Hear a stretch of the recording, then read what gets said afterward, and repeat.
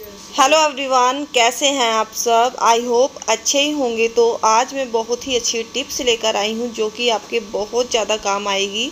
और देखिए, छोटी छोटी सी टिप्स होती है जो कि बहुत ज़्यादा हमारे काम आ जाती है। तो इसलिए मैं आपको दिखाना चाहती हूं कि ये किस तरीके से आप यूज़ कर सकते हैं। तो चलिए स्टार्ट कर देते हैं। जो मेरी पहली जो टिप्स है, तो फ्रेंड्स, मेरी जो पहली टिप्स है, देखिए, न्यूज़पेपर सभी के घर में आते हैं, लेकिन हम जो न्यूज़पेपर होते हैं हमारे, हम सोचते कहाँ पर रखें, इतने सारे हो जाते हैं कि रद्दी वाला भी देखिए रोज़ रोज़ तो आएगा नहीं, तो हमें सबसे पहले इन्हें इकट्ठा करके ही रखना होता है। तो मैं क्या करती हूँ, अपने घर में इस तरीके से मैं सारे न्यूज़पेपर को इकट्ठा करके रख लेती हूँ। देखिए, अगर हम इस तरीके से रखेंगे तो हमारे जो न्यूज़पेपर है काफ़ी सारे भी थोड़े से लगने लगेंगे।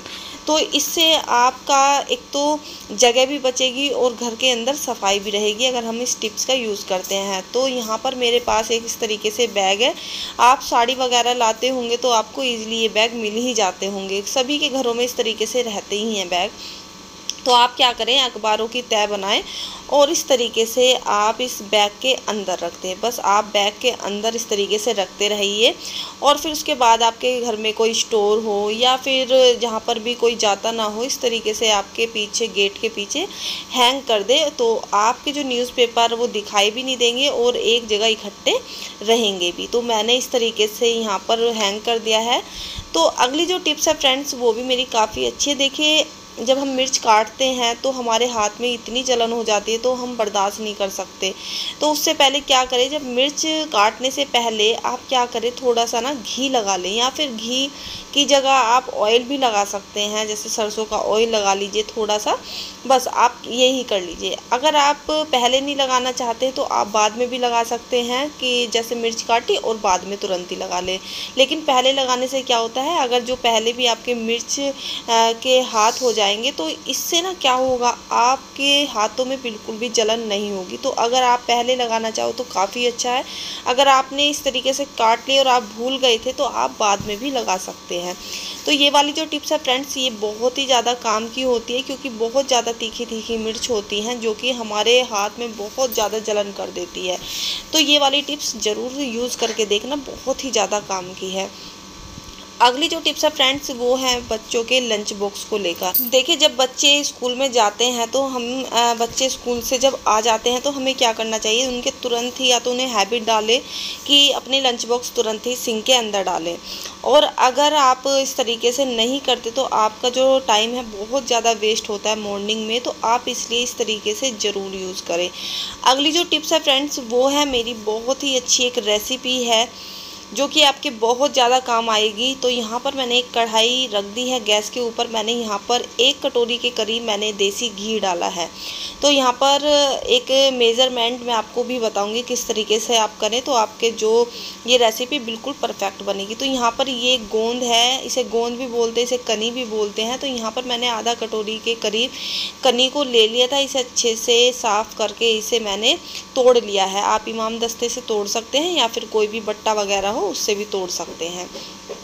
तो यहाँ पर बस मैंने इसे घी के अंदर डाल दिया है।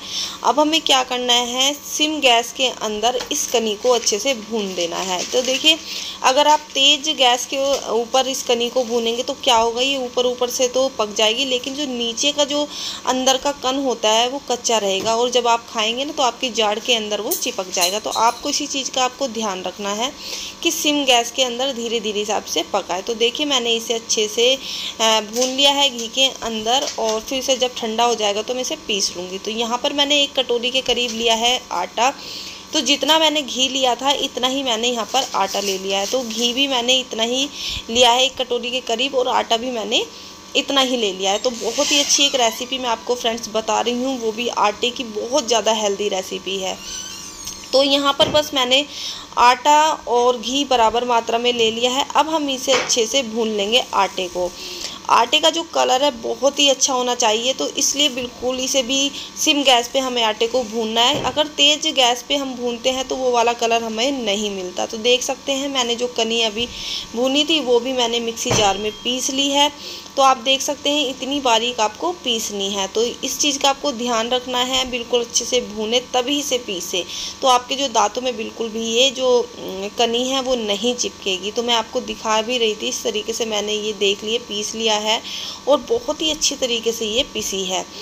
तो अगर आप इस तरीके से पीसेंगे कनी तो बहुत ही ज़्यादा परफेक्ट होगी। तो यहाँ पर देखिए मेरा आटा भी अच्छे से भुन रहा है, आप इसका कलर भी देख सकते हैं पहले से कितना जो कलर है इसका डार्क हो चुका है। तो आपको इसी तरीके से देखिए भूनते रहना है और बिल्कुल मैं सिम गैस पे भून रही हूँ। इस चीज़ का आपको ध्यान रखना है, बिल्कुल भी तेज़ गैस पे नहीं भूनना। तो लगभग ये मेरा आटा भुन ही चुका है। तो अब इसके अंदर मैं थोड़े से ड्राई फ्रूट्स डाल देती हूँ। तो यहाँ पर मैंने थोड़े से ले लिए हैं बादाम और थोड़े से मैं यहाँ पर ले लूँगी काजू। तो यहाँ पर बादाम और काजू को मैं आपको एक टिप्स बताने वाली हूँ। तो देखिए बादाम और काजू को अगर आप चाकू से काटेंगे तो काफ़ी टाइम लग जाता है, लेकिन अगर आप इस तरीके से जो काजू और बादाम को अब एक पॉलीथीन ले लीजिए या फिर कोई भी एक बर्तन ले लीजिए और उससे किसी भी चीज़ से कूट दीजिए। अगर हम कूट देते हैं तो ये फटाफट ही कूट जाते हैं और अगर हम काटते हैं तो बहुत ज़्यादा टाइम लगता है। तो आप हमेशा इसी तरीके से यूज़ कर सकते हैं काजू बादाम को। तो यहाँ पर मैंने डाल दी है वो कनी जो मैंने अभी भून कर पीस कर रखी थी। तो बस यहाँ पर मैंने कनी डाल दी है। ये सारी चीज़ों को अब मैं मिक्स कर लेती हूँ। बहुत ही अच्छी रेसिपी है फ्रेंड्स, इसलिए आप बिल्कुल ध्यान से देखिएगा। अगर आप स्किप कर देंगे ना तो बिल्कुल भी आपको समझ में नहीं आएगी ये रेसिपी, बहुत ही ज़्यादा टेस्टी बनने वाली। तो देखिए अब जब ये अच्छे से मैंने भून लिया है तो अब हम इसे थोड़ी देर के लिए थोड़ी देर में गैस बंद कर देंगे और इसे ठंडा करने के लिए इसे रख देंगे। तो इतना अच्छा सा कलर मैं आपको दिखा रही थी कि कम से कम ऐसा कलर आपका होना चाहिए, तभी जो आपकी ये रेसिपी बहुत ही ज़्यादा अच्छी और टेस्टी बनेगी। तो बस ये अच्छे से भून चुका है, मैं गैस से ऊपर उतार दूँगी और फिर इसे ठंडा कर लूँगी। तो देखिए जब गैस पे से मैंने उतार दिया तो ये ठंडा हो चुका है, इसका जो घी है वो भी ऊपर आ चुका है। तो जब ये बिल्कुल अच्छे से ठंडा हो जाए, आपको इसी चीज़ का ध्यान रखना है, तो फिर उसके बाद आप डाल दीजिए बूरा। तो अब मैं यहाँ पर जितना मैंने घी लिया था, जितना मैंने आटा लिया है, इतना ही मैं बूरा डाल दूँगी। अब यहाँ पर आपकी चॉइस है कि अगर आपको ज़्यादा मीठा पसंद हो तो आप थोड़ा ज़्यादा भी डाल सकते हैं, लेकिन जो परफेक्ट मेज़रमेंट है वो यही है कि जितना आपने आटा लिया है और घी लिया है आप इतना ही बूरा ले लें। अगर आपके घर में बूरा नहीं हो तो आप चीनी को पीसकर उसे भी आप ले सकते हैं, तो वो भी बूरा का काम करेगी। तो जब ये ठंडा अच्छे से हो चुका है, मैंने बूरा भी मिला ली है, तो अब हमें क्या करना है, इसके बनाने हैं हमें लड्डू। तो जैसे आपने मार्केट में खाए भी होंगे कि जब हम मार्केट से इस तरीके से लड्डू लाते हैं तो हमें बहुत ज़्यादा टेस्टी लगते हैं, लेकिन आज तक हम ये सोचते हैं कि ये लड्डू हैं किस चीज़ के, लेकिन वो जो लड्डू होते हैं वो हाँ आटे के होते हैं और जो हमें खाने में इतने टेस्टी लगते हैं बस पूछिए मत। तो फ्रेंड्स ये वाली जो मेरी जो हेल्दी सी टिप्स है आपको आज की कैसी लगी, और ये बच्चों को और बड़ों को सबको खिलाइए, सच में ये इतना फ़ायदा करती है बहुत ज़्यादा। आप एक गिलास दूध के साथ एक लड्डू ले सकते हैं, जिससे कि आपका जो शरीर है बहुत ही अच्छा रहेगा, बिल्कुल भी उसमें सुस्तीपन नहीं आएगी, थकावट नहीं आएगी। इस तरीके से आप अपने घर में लड्डू बना के रख सकते हैं। बच्चों के लंच बॉक्स में भी आप एक लड्डू रख सकते हैं, बच्चे भी इसे बहुत ही ज़्यादा खुश होकर खाएंगे।